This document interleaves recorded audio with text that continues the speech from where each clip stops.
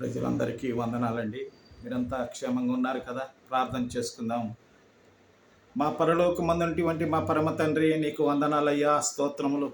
ఈ సమయంలో స్వామి నాయనా, మా భారతదేశ ప్రజలందరి కొరకు ప్రార్థన చేస్తున్నాము. మా భారతదేశ ప్రజలను రక్షించండి.